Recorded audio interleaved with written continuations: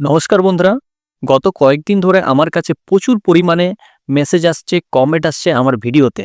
কারণ আপনারা অনেকেই যুবসাথী প্রকল্পের ফর্ম অনলাইনে বা অফলাইনে জমা দিয়েছেন।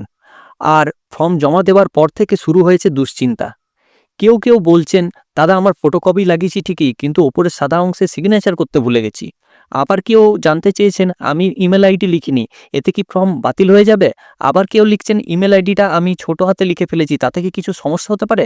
কারুর ফোন নম্বরের সাথে ব্যাংক অ্যাকাউন্টের লিঙ্ক নেই, কারুর বয়স আধার কার্ড অনুযায়ী লেখা হচ্ছে কিন্তু মাধ্যমিকের অ্যাডমিট অনুযায়ী নয়, কেউ ছোটোখাটো ভুল করেছেন, কেউ কাজের সার্টিফিকেট নম্বর বা মাধ্যমিকের রোল নম্বর লেখার সময় একটু গুলিয়ে ফেলেছেন। এখন স্বাভাবিকভাবে একটা ভয় কাজ করছে, ফর্মটা যদি রিজেক্টেড হয়ে যাবে না তো?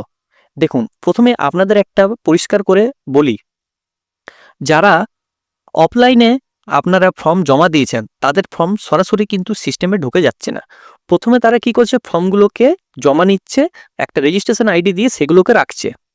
প্রথমে সেটাকে ডেটা এন্ট্রির মাধ্যমে আপলোড করা হবে, আর সেই সময় প্রত্যেকটা তথ্য মিলিয়ে দেখা হবে। আপনি যে ব্যাংক অ্যাকাউন্টের নম্বরটা লিখেছেন এবং যে ব্যাংকে জেরক্স কপি আপনি সাথে জমা করেছেন, দুটোই মিলছে কিনা তা কিন্তু সম্পূর্ণ যাচাই করা হবে। অতএব আপনাদের চিন্তার কিন্তু কোনো কারণ নেই। অনেকেই জয়েন্ট অ্যাকাউন্ট দিয়েছেন বলে নিশ্চিত।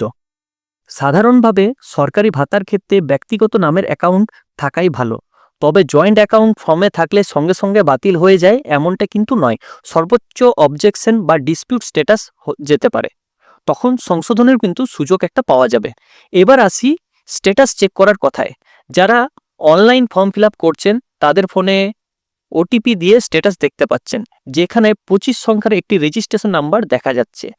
কিন্তু যারা অফলাইনে ফর্ম জমা দিয়েছেন তাদের ক্ষেত্রে এখনও পর্যন্ত সেই অপশন পুরোপুরিভাবে চালু হয়নি। অনেকে ওটিপি দেওয়ার পর দেখছেন নতুন ফর্ম ওপেন হয়ে যাচ্ছে। এর মানে এই নয় যে আগে ফর্ম বাতিল হয়ে গেছে, বরং সিস্টেমে এখনও অফলাইন ডাটা যেগুলো আপনারা জমা দিয়েছেন সেগুলো অনলাইনেও ওনারা পুট করেননি। ধরুন, যদি ভবিষ্যতে কোনো ডিসপুট দেখায় তাহলে ব্লক অফিসে গিয়ে সেটা সংশোধন করার সুযোগ কিন্তু থাকবে। কিন্তু এখনই প্রশ্ন হচ্ছে, ছোটোখাটো ভুল কি বড় সমস্যা? যেমন টিকমার্ক না দেওয়া, সিগনেচার ভুলে যাওয়া, ডেট না লেখা, সামান্য বানান ভুল বা শিক্ষাগত যোগ্যতা বা পেশার সামান্য পরিবর্তন, এসব কারণে সরাসরি রিজেক্ট হওয়ার সম্ভাবনা কিন্তু খুবই কম। বেশিরভাগ ক্ষেত্রে যাচাইয়ের সময় আপনাকে সংশোধনের সুযোগ দেওয়া হয়। আমরা অনেক সময় ইউটিউব বা সোশ্যাল মিডিয়া নেটওয়ার্কে নানান ভিডিও দেখে আরও বেশি কনফিউজ হয়ে যায়, কিন্তু বাস্তবে যাচাই প্রক্রিয়ার তথ্য মিলিয়ে নেওয়াটাই মূল বিষয়। যদি ভবিষ্যতে অনলাইনে এডিট করার অপশন চালু হয়, অবশ্যই আমি ধাপে ধাপে ভিডিও করে দেখিয়ে দেবো যে কীভাবে সংশোধন আপনারা করবেন। তাই আপনাদেরকে একটা কথাই বলবো, অযথা আতঙ্কিত হবেন না। যদি বড় কোনো ভুল না হয়ে থাকে তাহলে ভয়ের কোনো কারণ নেই। এই ভিডিওর উদ্দেশ্য একটাই, আপনাদের দুশ্চিন্তা একটু কমানো। আশা করছি বিষয়টা আপনাদের কাছে জলের মতো পরিষ্কার হয়েছে। সো ভালো থাকবেন, সুস্থ থাকবেন, ধন্যবাদ। আশা করছি এই ভিডিওটা আমাদের ভালো লেগেছে।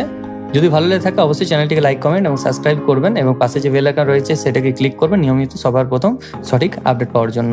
সো থ্যাংক ইউ, ধন্যবাদ এই ভিডিওটা শেষ অবধি দেখার জন্য।